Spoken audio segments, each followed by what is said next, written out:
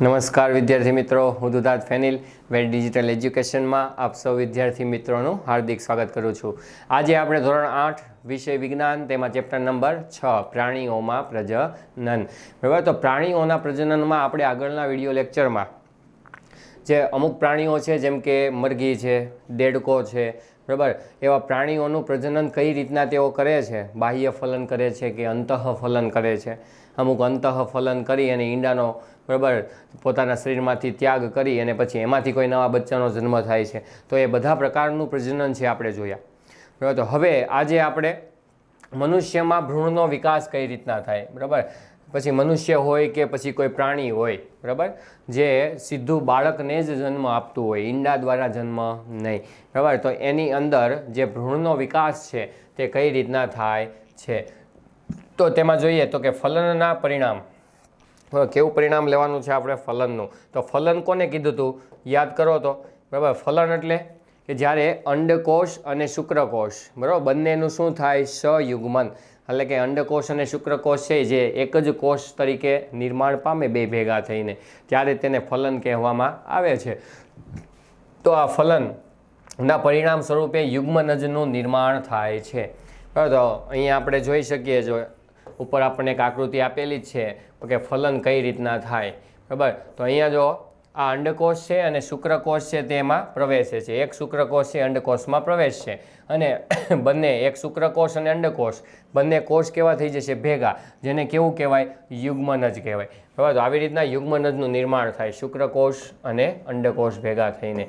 બરાબર, તો અહીંયા આપણે ભ્રૂણનો વિકાસ છે તેમાં તેના દ્વારા જ સમજવાનું છે. તો યુગ્મનજનું સતત વિભાજન થઈને કોષોની ગોળાકાર રચનામાં ફેરવાઈ જાય છે. હમણાં આપણે જોયું, બરાબર, કે એક અંડકોષ હતો અને એમાં શું થયું સયુગ્મન થયું, યુગ્મનજ બન્યું.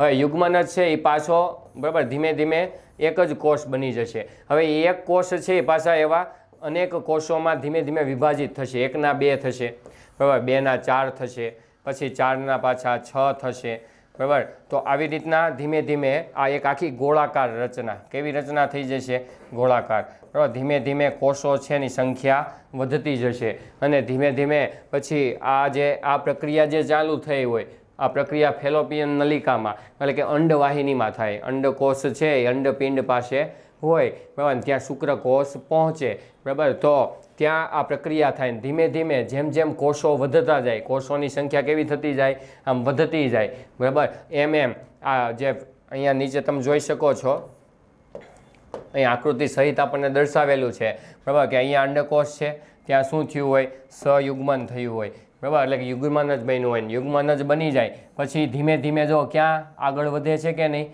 ક્યાં આગળ વધે છે તો કે ગર્ભાશય તરફ. અહીંયા આવેલું છે અને શું કહેવાય ગર્ભાશય. પછી આખી આ જે નલિકા છે એને શું કહેવાય અંડવાહિની કહેવાય, અંડનલિકા કહેવાય. હવે તો ધીમે ધીમે પછી આ કોષોનું શું થશે, બરાબર, વિભાજન થશે, એટલે કોષોની સંખ્યા વધશે. પહેલાં જો આ સયુગ્મન થયું, બંને કોષ ભેગા થઈ ગયા, પછી 2 કોષમાં વિભાજન થયા, પછી 4 થયા, ધીમે ધીમે સંખ્યા વધતી ગઈ અને એ જે કોષોની સંખ્યા થઈને ગોળાકાર આકાર ધારણ કર્યો અને પછી ક્યાંય ચોંટી જશે તો કે ગર્ભાશયની દિવાલ સાથે, બરાબર. તો આવી રીતના ધીમે ધીમે ધીમે કોષોની સંખ્યા વધતી જાય છે, બરાબર, અને એક ભ્રૂણનું નિર્માણ થાય છે. કોનું નિર્માણ થાય છે ભ્રૂણનું.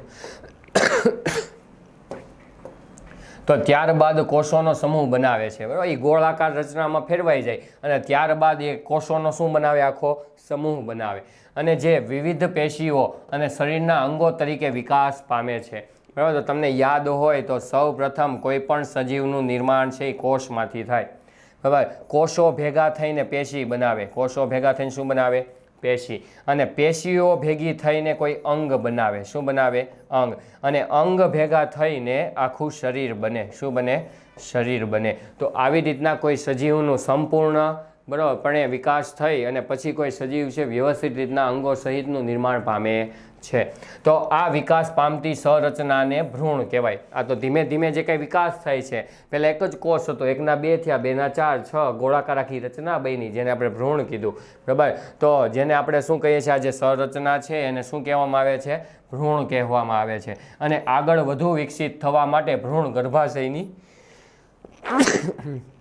દિવાલમાં ચોંટી જાય છે. હમણાં આપણે જોયું આકૃતિમાં અગાઉ, બરાબર, જે અંડવાહિની છે એ પૂરી થઈ જતી હતી, પછી જે પહોળો ભાગ આવતો હતો, બરાબર, એ પહોળા ભાગને આપણે શું કીધું હતું, બરાબર, ગર્ભાશય કીધું હતું. ગર્ભાશયની દિવાલમાં આ કોષોનો જે ગોળો છે આખો ભ્રૂણ, બરાબર, જેને આપણે ગોળો જે બન્યો તેને શું કીધું, ભ્રૂણ કીધું, એ ક્યાં ચોંટી જાય છે, ગર્ભાશયની દિવાલમાં ચોંટી જાય છે. અને ગર્ભાશયમાં ભ્રૂણનો સતત વિકાસ થતો રહે છે, કારણ કે ગર્ભાશય હોય તો એમાં સ્નાયુઓ જોડાયેલા હોય, એ સ્નાયુઓ દ્વારા આ જે ભ્રૂણ બન્યું હોય એને સતત પોષણ મળ્યા કરે. શું મળ્યા કરે, પોષણ. તો આપણે જીવવા માટે ખોરાક જરૂરી છે કે નહીં, બરાબર, તો એવી જ રીતના ભ્રૂણના વિકાસ માટે સતત પોષક પદાર્થો એને જોશે, પાણી પણ જોશે, બધું જોશે. તો એવી નલિકાઓ દ્વારા, રુધિર વાહિનીઓ દ્વારા, રુધિર કેશિકાઓ દ્વારા, દિવાલમાં જે કંઈ રુધિર કેશિકાઓ હોય એ આ ભ્રૂણને શું કરશે, સતત પોષણ આપશે. અને પોષણને કારણે એનો શું થાય, વિકાસ થાય. અને ધીરે ધીરે વિવિધ શારીરિક અંગો જેવા કે હાથ, પગ, માથું, બરાબર, એવા વિવિધ અંગો છે એનો શું થશે, વિકાસ થશે. બરાબર, પછી આંખો છે, કાન છે, વિકસિત થઈ જાય છે. અને ભ્રૂણની એ અવસ્થા કે જેમાં બધા શારીરિક અંગોની ઓળખ થઈ શકે એને કહેવાય ગર્ભ કહેવાય. શું કહેવાય, ગર્ભ. તો અહીંયા ધીમે ધીમે આપણને જુદા જુદા નામ મળતા જાય. પહેલાં જો શરૂઆત ક્યાંથી થઈ હતી, શુક્રકોષ અને અંડકોષ, એ બંને ભેગા થયા તેને આપણે ફલન કીધું. ફલન થઈને શું બન્યું, યુગ્મનજ. યુગ્મનજમાં કોષ વિભાજન થયું, કોષોની સંખ્યા વધી, તો તેને આપણે શું કીધું, ભ્રૂણ કીધું. બરાબર, અને ભ્રૂણમાં પછી વ્યવસ્થિત બધા તમે અંગો છે એને ઓળખી શકો, શારીરિક અંગોની શું થાય, ઓળખ થાય, તો એને પાછું શું કહેવામાં આવે છે, ગર્ભ કહેવામાં આવે છે. બરાબર, અને જ્યારે ગર્ભનો વિકાસ પૂર્ણ થઈ જાય ત્યારે માતા નવજાત શિશુને જન્મ આપે છે. બરાબર, એક પ્રકારની નવી જાતિ, બરાબર, એક નવા સજીવનું શું થશે, જન્મ, જેને આપણે બાળક એટલે કે શિશુ કહીએ છીએ. બરાબર, તો આવી રીતના ભ્રૂણનો વિકાસ થયો. બરાબર, આખું આપણે અત્યારે જે કંઈ સમજ્યા, બરાબર, એ કોનો વિકાસ હતો, ભ્રૂણનો. બરાબર, ભ્રૂણ જે મતલબમાં સયુગ્મનથી લઈને છેક શિશુ સુધીની આખી આ આપણી યાત્રા હતી. બરાબર, તો આવી રીતના અહીંયા આપણને આકૃતિમાં પણ જોઈ શકો છો કે બધું આપેલું છે કે કઈ રીતના કોનો વિકાસ થશે, કોની વૃદ્ધિ થશે, કઈ રીતના આખી સંરચના છે. તો હમણાં જ તમને આ સમજાયું.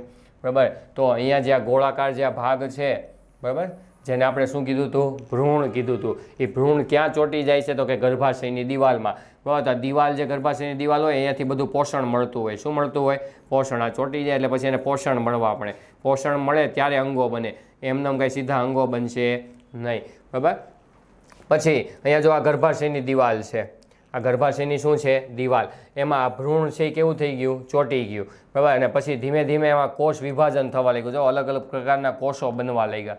અને કોષો બનીને પછી પેશીનું નિર્માણ થાય છે. આ અલગ પેશી છે, આ અલગ પેશી, ઉપરની અલગ પેશી, આ પણ અલગ પેશી, પછી બધી પેશીઓ બનશે. ધીમે ધીમે, બરાબર, અંગો આવવા લાગશે, હાથ, પગ, મુખ, આંખ, બરાબર, એવા દરેક અંગો છે હવે એ વિકસિત થવા લાગશે. અને અહીંયા જો પરિપૂર્ણ, બરાબર, આપણને શું આપેલો છે, શિશુ આપેલું છે. બરાબર, જે પૂર્ણ વિકસિત થઈ જશે અને પછી, બરાબર, એ માતાના શરીરમાંથી, બરાબર, નવજાત શિશુ સ્વરૂપે શું લેશે, જન્મ લેશે.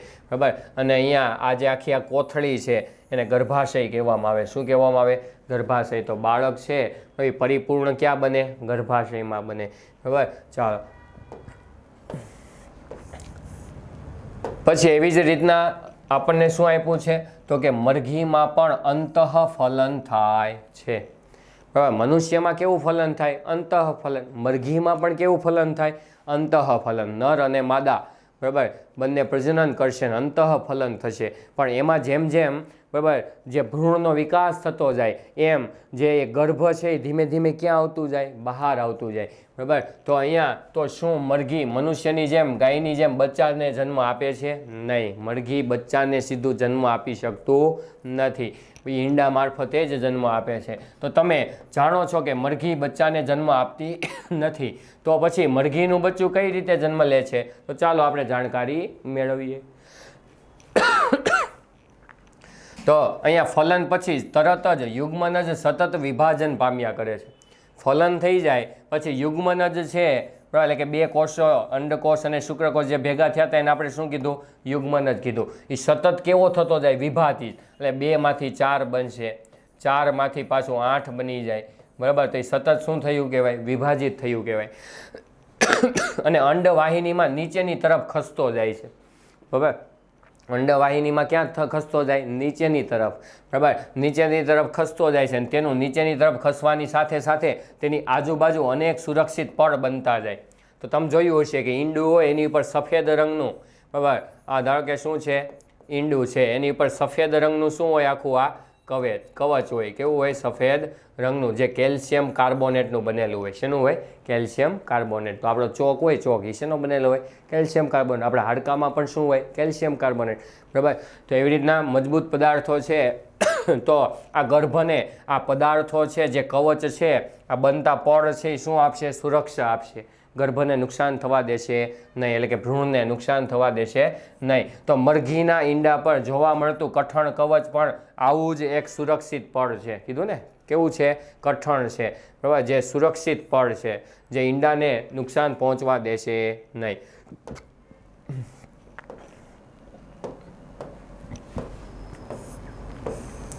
ચાલો, તો વિકસિત ભ્રૂણની ઉપર સખત કવચનો પૂર્ણ વિકાસ થયા બાદ મરઘી ઈંડું મૂકે છે, બરાબર. તો આ જે પ્રક્રિયા થઈ હતી ક્યાં થઈ હશે? મરઘીના અંડપિંડ પાસે, બરાબર. અને ત્યાં આ બધી પ્રક્રિયા થઈ, ધીમે ધીમે શું થતું જાય?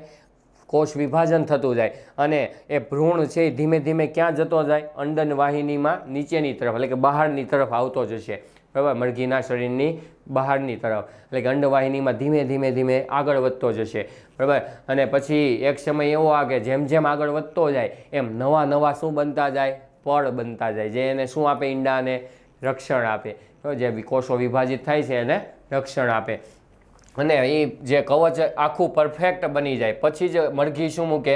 ઈંડું મૂકે. તો મરઘીના ઈંડામાંથી બચ્ચું, બરાબર, એટલે કે ચીક બનવા માટે 3 અઠવાડિયા જેટલો સમય લે છે, બરાબર. મરઘીનું ઈંડું બની જાય પછી પાછું બચ્ચું બનવા માટે કેટલા સમયગાળો આપ્યો છે આપણને? 3 અઠવાડિયાનો. અને પર્યાપ્ત ગરમી મળે તે માટે ઈંડા ઉપર બેઠેલ મરઘીને તમે જોઈ હશે. તો તમને એમ થાય કે ઈંડા ઉપર આ પક્ષીઓ કેમ બેસતા હશે?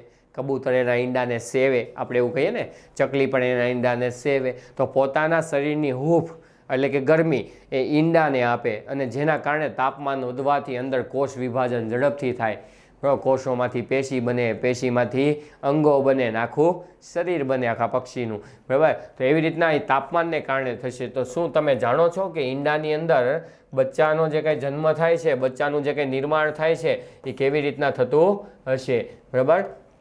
તો વિકાસ આ પ્રક્રિયા દરમિયાન જ થાય છે, બરાબર. તો બચ્ચાનો સંપૂર્ણ વિકાસ થયા પછી કવચ તૂટે છે ને બચ્ચું ક્યાં આવે છે?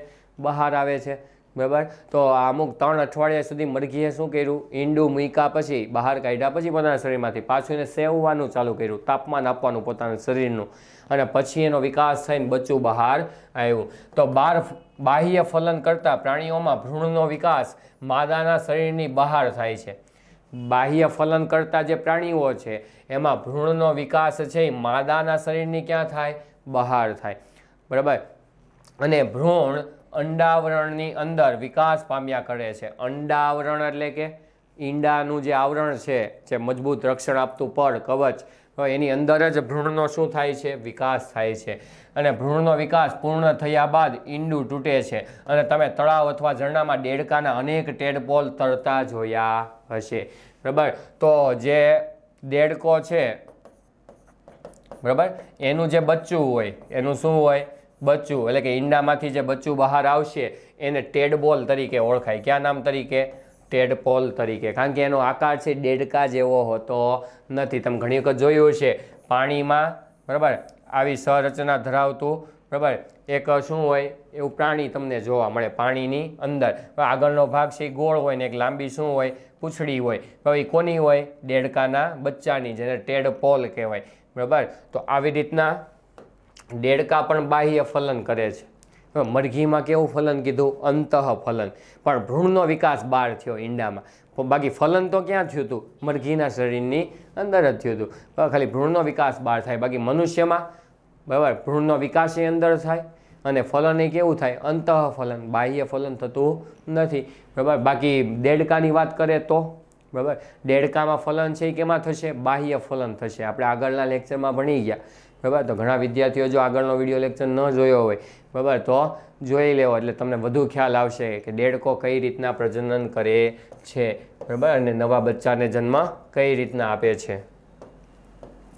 તો અપત્ય પ્રસવી અને અંડપ્રસવી પ્રાણીઓ બરાબર.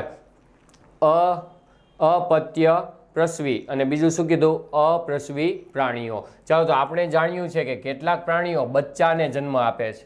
મનુષ્ય સીધું કોને જન્મ આપે? બચ્ચાને બરાબર. પછી ગાય, ભેંસ બરાબર, એ બધા પણ કોને જન્મ આપે? સીધા જ બચ્ચાને, કે ઈંડા આપતા નથી, પછી બચ્ચાનું નિર્માણ થતું નથી બરાબર. અને જ્યારે કેટલાક પ્રાણીઓ ઈંડા મૂકે છે, પોપટ, ચકલી, કબૂતર, મરઘી, બધા શું મૂકે? ઈંડા મૂકે. અને જે પછીથી શિશુમાં પરિવર્તન પામે. ઈંડું પેલા મૂકે ને પછી શું બને? ઈંડાની અંદર શિશુનું નિર્માણ થાય. તો એવા પ્રાણીઓ કે જેઓ સીધો બચ્ચાને જન્મ આપે એને અપત્ય પ્રસવી કહેવામાં આવે છે. શું કહેવામાં આવે છે? અપત્ય પ્રસવી બરાબર. અને જે પ્રાણીઓ ઈંડા મૂકે અને તેને અંડપ્રસવી, અંડ એટલે શું થાય? ઈંડું બરાબર. તો અંડપ્રસવી એટલે કે જે ઈંડા આપે તે અંડપ્રસવી, અને જે ઈંડા નથી આપતા, સીધું બચ્ચાને જન્મ આપી દે, એ અપત્ય પ્રસવી પ્રાણીઓ. તો પ્રાણીઓમાં પ્રજનનના જે કાંઈ પ્રકારો છે એમાં કેટલા પ્રકાર હતા? 2. જેમ કે આપણે લિંગી પ્રજનન અને અલિંગી પ્રજનન. પાછી પ્રજનન કઈ રીતના થાય? તો કે ઈંડા દ્વારા કે ઈંડા વગર, એના પરથી પણ 2 પ્રકાર પાડી દેવામાં આવ્યા બરાબર. ચાલો, તો નીચે આપેલ પ્રવૃત્તિની મદદથી તમે એ વાતને સાચી રીતે સમજી શકશો તથા અપત્ય પ્રસવી અને અંડપ્રસવી પ્રાણીઓનો ભેદ પણ પારખી શકશો. તો હવેની જે નેક્સ્ટ પ્રવૃત્તિ છે એ આપણે આવતા વિડીયો લેક્ચરમાં જોવાની છે બરાબર. તો અહીંયા આપણે વિડીયો છે તે પૂર્ણ કરીએ. જય હિન્દ, જય ભારત.